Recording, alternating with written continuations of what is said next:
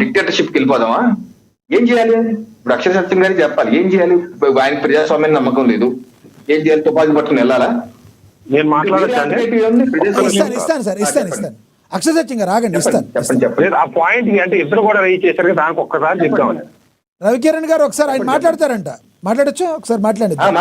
Right right అడగండి రవికిరణ్ గారు. నేను అనేది నేను స్టార్టింగ్ లో డిబేట్ స్టార్టింగ్ లోనే పునర్విభజన ద్వారా సీట్ల సంఖ్యను పెంచడాన్ని సమర్థిస్తున్నాను అని చెప్పాను, దాంతో ఎండ్ చేశా. రైట్. నేను అనేది ప్రస్తుత వ్యవస్థలు అట్లా తయారని, వ్యవస్థలో ఎంపీలు ఎవరు కూడా ప్రజల గురించి ప్రశ్నించడం లేదు, ప్రజల గురించి మాట్లాడటం లేదు. ఇటువంటి వ్యక్తులు ఉన్నప్పుడు ప్రజలకు వచ్చే ప్రయోజనం లేదు, అయినా పెంచాలని చెప్తున్నాను నేను. నా మాటలు తప్పుగా వక్రీకరించకండి. ఇప్పుడు ఎంపీలు ఎవరు కూడా ప్రజల గురించి మాట్లాడి నియోజకవర్గానికి మాట్లాడి ఎంపీలు తక్కువ అయిపోయారు. ప్రజల గురించి మాట్లాడలేదు, మాత్రాన్ని పెంచకుండా ఉండకూడదు, పెంచాలనే చెప్తున్నాను. దానికి కాంగ్రెస్ పార్టీ కూడా సపోర్ట్ చేయాలనే చెప్తున్నా. అక్షర సత్యం గారు, ఇప్పుడు ఎంపీలను కూడా ప్రజలే ఎన్నుకుంటున్నారు కదా ప్రజాస్వామ్యంలో, వాళ్ళు చేయట్లేదు అంటే మనం ఏం చేస్తాం దానికి అంటున్నారు రవికిరణ్ గారు. సార్ నేను అదే చెప్తున్నా, ఎంపీలు ఎమ్మెల్యే అంటలేదు, ఎవరైనా సరే ప్రజల కోసం పనిచేయని వ్యక్తులు ఎంతమంది పెరిగినా ప్రయోజనం లేదంటున్నా. అంటే అంత మాత్రాన ప్రజాస్వామ్య వ్యవస్థ రద్దు చేసేసి తుపాకీ వ్యవస్థ తీసినామని అంటోలే.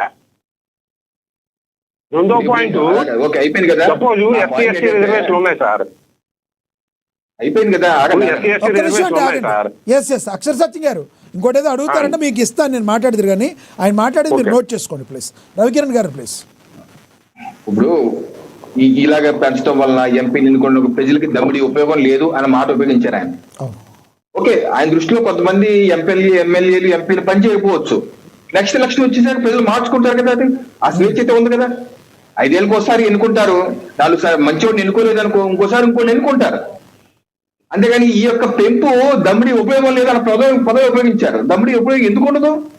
ఒక 5 ఏళ్ళు ఉపయోగం లేదనుకోండి, ఇంకో 5 ఏళ్ళు మంచి వాళ్ళు అనుకుంటారు, ఆయనే పోటీ చేస్తారు బెంగళూరులో ఉండి. డిమాండ్ చేస్తున్నా సార్, మీరు అన్ని మాట్లాడి బాగానే ఉంది, దమ్ముడి ఉపయోగం లేదు అనే వర్డ్, ఆ సెంటెన్స్ కరెక్ట్ కాదంటున్నారు ఆయన. కరెక్ట్ గా చెప్తున్నాను సార్. ప్రజల కోసం ఉపయోగం ఎంపీలు ఒకడున్నా 100 మంది అన్న ప్రయోజనం లేదు, అట్లాగని వ్యవస్థను చంపుకోలేదు, పెంచాలని చెప్తున్నా. ప్రజల్లో చైతన్యం రావాలని చెప్తున్నాను నేను. చెప్పినట్టుగా ప్రజల కోసం ఉపయోగపడి ఎంపీ ఓడించాలని చెప్తున్నా. మాట్లాడితే అర్థం కాదు. అక్షర సత్యం గారు పదాన్ని ఎప్పుడు ఉపయోగించుకోవాలి, ఎంత తీసుకోవట్లేదండి. ఎవరైతే పని చేయడం లేదో ఆ వ్యక్తి గురించి చెప్తున్నా. అటువంటి వ్యక్తుల్ని ఎన్నుకునేటప్పుడు ప్రజలు జాగ్రత్త తీసుకోవాలని చెప్తున్నా. కాసేపు ఆగండి, మీకు ఇస్తాను. రవికిరణ్ గారిని కరెక్ట్ రూట్ లోకి వచ్చారు, ఇప్పుడు కరెక్ట్ రూట్ లోకి వచ్చారు. ఎన్నుకునేటప్పుడు అదే చెప్తున్నా, ప్రజలకు డైరెక్ట్ గా వచ్చి ప్రయోజనం ఇమీడియట్ గా లేదు. మలక్పేటలో ఒక ఎంపీ ఉన్నా, 2 ఎంపీలు ఉన్నా ప్రజలకు వచ్చే లాభం లేదు. ఆ ఇద్దరు ప్రజల కోసం పనిచేస్తే లాభం. ఇప్పుడు మలక్పేటలో ముగ్గురు పెట్టండి, ప్రజల కోసం పనిచేసినప్పుడు ఉపయోగం ఏంటి? ఆ ముగ్గురు ప్రజల కోసం పనిచేసి ప్రజల కోసం ఉపయోగపడే వాళ్ళు ప్రజలు ఎన్నుకునేటప్పుడు అప్పుడు ఉపయోగం. అందరి అభిప్రాయాలు అదే విధంగా ఉన్నాయి సార్. దీనిలో ఇప్పుడు రవికిరణ్ గారు సపరేట్ ఏం అభిప్రాయం చెప్పలేదు. సత్యం గారు కాసేపు ఆగండి, ఆయన మాట్లాడండి ఆయన టైంలో ప్లీజ్. రవికిరణ్ గారు ఇచ్చారు, మధ్యలో పాయింట్ రేస్ చేస్తా అన్నారు, అంతవరకే. మళ్ళీ ఆయన కంటిన్యూస్ గా మాట్లాడదా కూర్చుంటే డిస్టర్బ్ అయిపోతుంది. అవునవును, ఎస్ మీరు మాట్లాడండి, ఆయన తర్వాత మాట్లాడతారు. నేనేంటంటే ఎన్నుకున్న ప్రజాప్రతినిధులు బాగా పనిచేస్తున్నారు లేదా తేల్చుకోవాల్సిన ప్రజలు. ఆ ప్రజలు 5 ఏళ్ళకి ఒకసారి తేల్చుకుంటారు. ఓకేనా? ఒక పని, ఇప్పుడు నేనున్నాను సార్, నన్ను ఎన్నుకుంటారు, నేను సైడ్గా 5 ఏళ్ళు పని చేయలేదు అనుకోండి, ఇంకోటి ఎవరు సత్యం గారు వచ్చి పోటీ చేస్తారు కాకినాడలో, ఆయన ఎన్నుకుంటారు. అంతేగాని సీటు పెంపకం వలన అసలు ఉపయోగం లేదు, దమ్ముడి ఉపయోగం లేదు అన్నది ఇప్పుడు ఇందాక ఆయన క్లారిఫికేషన్ ఇచ్చారు. ఓకే, ప్రజలు ఎన్నుకునేప్పుడు జాగ్రత్తగా ఎన్నుకోవాలన్నారు, అంతవరకు ఓకే. ఇంకోటి పాపులేషన్, ఇప్పుడు జనాభా ఆధారంగా ఇప్పుడు ఉత్తరప్రదేశ్ లో 25 కోట్ల జనాభా ఉన్నారండి, ఆంధ్రప్రదేశ్ లో 5 కోట్లు ఉన్నారండి. ఇప్పుడు 25 కోట్ల జనాభాకి ఇప్పుడు 80 పార్లమెంట్ స్థానాలు ఉన్నాయండి. ఇక్కడ ఆంధ్రప్రదేశ్ లో 25 పార్లమెంట్ స్థానాలు ఉన్నాయండి. ఇప్పుడు దక్షిణాదికి ఇది ఈ యొక్క 50% ఇప్పుడు చేస్తుంది ఏంటి? ప్రతిపాదన ఏంటి? 50% ఫ్లాట్ గా అందరికి పెంచేస్తాం, జనాభాతో సంబంధం, జనాభా చూస్తే అన్యాయం జరుగుతుంది. ఎందుకంటే మన ఆంధ్రప్రదేశ్ రాష్ట్రంలో జనాభా తక్కువ వచ్చాం కాబట్టి 25 కల్లా 2-3 తగ్గిపోతాయి. అలా తగ్గనివ్వకుండా ఫ్లాట్ గా 100 యాజ్ ఇట్ ఈజ్ ఉపయోగించి 50% పెంచేస్తాం.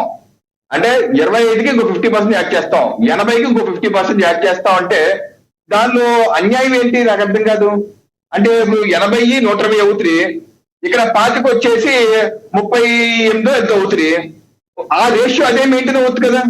అక్కడ 25 కోట్ల జనాభా ఉన్నారు, ఇక్కడ 5 కోట్ల జనాభా ఉన్నారు. ఇప్పుడు 80ని 60 చేసేద్దామా?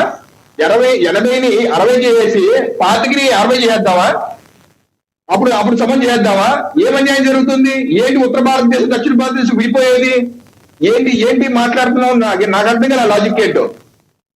ఇప్పుడు అన్యాయం జరగకుండా ఉండాలనే కదా 50% ఫ్లాట్ గా ఏమి చూడొద్దు, 50% ఫ్లాట్ గా పెంచండి అన్నారు. ఇప్పుడున్న రేషియోలే కంటిన్యూ అవుతుంది. సో దానిలో ఉన్న ఇబ్బంది ఏంటి అసలు నాకు అర్థం కాదు. దానిలో ఇబ్బంది ఏం లేదే. రైట్. పార్టీకి వాళ్ళు పెంచేయలేం కదా. తెలంగాణలో ఇప్పుడు ఏపీలో 25 ఉన్నాయి సార్, లేకపోతే తమిళనాడులో 39 ఉన్నాయి సార్. దాన్ని మంద పెంచేద్దామా? లేకపోతే ఉత్తరప్రదేశ్ ని 80ని 20 చేద్దామా? అప్పుడు కానీ న్యాయం చేసినట్టు అవుదా? రైట్. రవికిరణ్ గారు ఒక హేతుబద్ధంగా వెళ్ళాలి. రవికిరణ్ గారు ఇస్తాను సార్. రవికిరణ్ గారు చివరిగా చెప్పండి, కంక్లూడ్ చేయండి సార్ ప్లీజ్. రవికిరణ్ గారు చివరికి ఏం చెప్తారు చెప్పండి. ఏంటంటే ఈ యొక్క ప్రతిపాదన ఏదైతే కేంద్ర ప్రభుత్వం తీసుకోవాలో ఈ మంచి ప్రతిపాదన, దీని వల్ల అందరికీ న్యాయం జరుగుతుంది. అలాగే మహిళలకు కూడా తగు ప్రాతినిధ్యం 2034 వరకు వెయిట్ చేయ అవసరం లేకుండా 2029కే వాళ్ళకి 33% రిజర్వేషన్. నేను ఇందాక చెప్పింది మహిళల యొక్క సీట్లు రొటేట్ అవుతాయన్నాను. 15 ఏళ్ల వరకు ఆ రిజర్వేషన్ అప్లై అవుతుంది. ప్రతి 5 ఏళ్ళకి ఒకసారి మహిళల సీట్ రొటేట్ అవుతున్నాను. కాకినాడ సిటీలో మహిళకి ఇచ్చారు 2029లో, 2034లో ఇక ఉండదు మహిళల సీటు. అది పెట్టుబడి వస్తే లేకపోతే ఇంకోటేదో వస్తే మళ్ళీ నెక్స్ట్ ఇయర్ కంటిన్యూ అవ్వదు. అలాగా 15 ఏళ్ళు అలా చట్టంలో ఉంది, అలా రొటేట్ అవుద్ది. అది ఎస్సీ ఎస్టీ నియోజకవర్గాలు ఎలా ఉన్నాయి, డీలిమిటేషన్ అయిన తర్వాతే అవుతున్నాయి. అంటే ఇప్పుడు మనం ప్రీచ్ చేసుకున్న 25 ఏళ్ళ నుంచి అలాగే ఉండిపోయింది. రేపు జరిగినప్పుడు అది మాత్రం మళ్ళీ రేపు 2029కి వచ్చేసరికి ఎస్సీ ఎస్టీ నియోజకవర్గాలు మాత్రం ఇందాక రామ్మోహన్ గారు చెప్పారు, ఆ నియోజకవర్గాలు మళ్ళీ మారుతాయని. అది వచ్చింది తేడా. ఆ రెండు నేను విభేదించి తేడా. ఏమన్నా జమిలీకి ఏమన్నా అవకాశం ఉంటుందంటారా?